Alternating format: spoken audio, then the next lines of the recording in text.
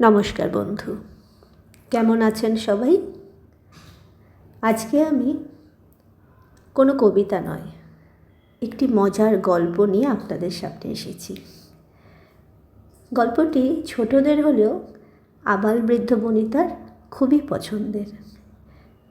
গল্পটির নাম ডাকাত নাকি, আর এনার স্রষ্টা সুকুমার রায়। তাহলে শুরু করি, পাশে থাকুন। হারুবাবু সন্ধ্যার সময় বাড়ি ফিরছেন।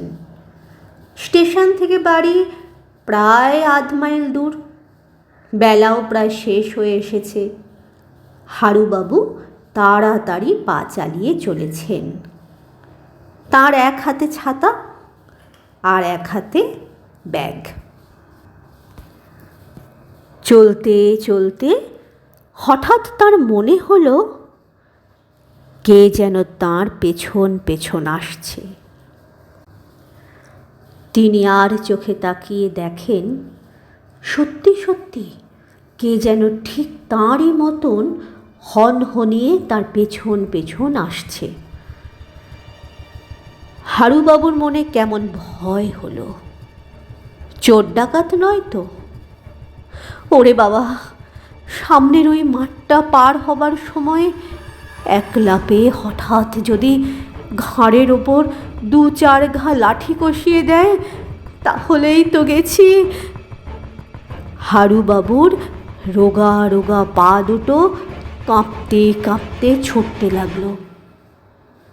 কিন্তু লোকটাও যে সঙ্গে সঙ্গে ছোটে।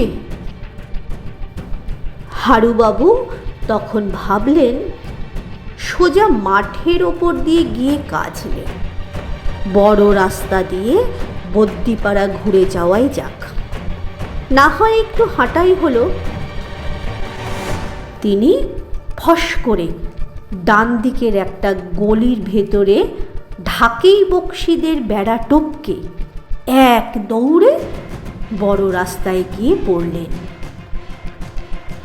ও মা, সেই লোকটাও কি দুষ্ট! সেও দেখা দেখি ঠিক তেমনি করে বেপথ দিয়ে বড় রাস্তায় এসে হাজির। হারুবাবু ছাতাটাকে বেশ শক্ত করে আঁকড়ে ধরলেন। ভাবলেন, যা থাকে কপালে, কাছে আসলেই 2-4 ঘা কষিয়ে দেব। হারুবাবুর মনে পড়ল, ছেলেবেলায় তিনি জিমন্যাস্টিক করতেন। 2-3 বার তিনি হাতের মাসল ভুলিয়ে দেখলেন এখনো শক্ত হয় কিনা। আর একটু সামনেই কালীবাড়ি।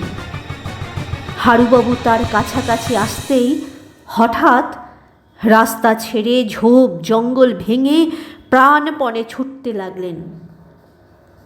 পেছনে পায়ের শব্দ শুনে বুঝতে পারলেন যে লোকটাও সঙ্গে সঙ্গে ছুটছে। এ কিন্তু ডাকাত না হয়ে যেতেই পারে না। হারুবাবুর হাত পা সব ঠান্ডা হয়ে আসতে লাগলো।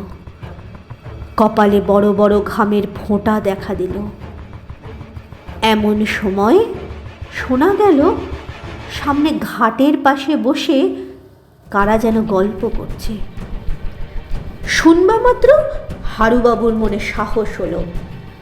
তিনি ধাঁ করে ছাতা বাগিয়ে সিংহ বিক্রমে ফিরে বললেন, তবে রে, আমি টের পাইনে বুঝি, ভালো চাস তো। কিন্তু লোকটির চেহারা দেখায় হঠাৎ করে তার বক্তৃতার তেজ থমকে গেল। অত্যন্ত নিরীহ, রোগা ভালো মানুষ গোছের। লোকটি ডাকাতের মতো একেবারেই নয়। হারুবাবু তখন একটু নরম মতন ধমকে দিয়ে বললেন, খামোখা আমার পেছন পেছন ঘুরছো কেন হে?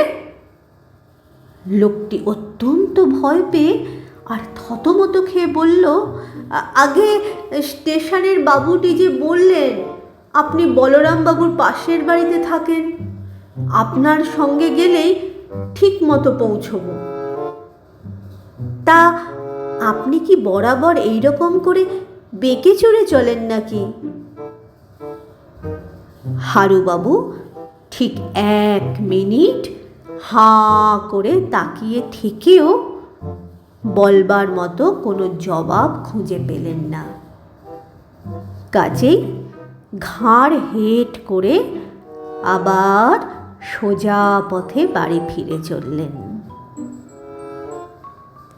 ধন্যবাদ।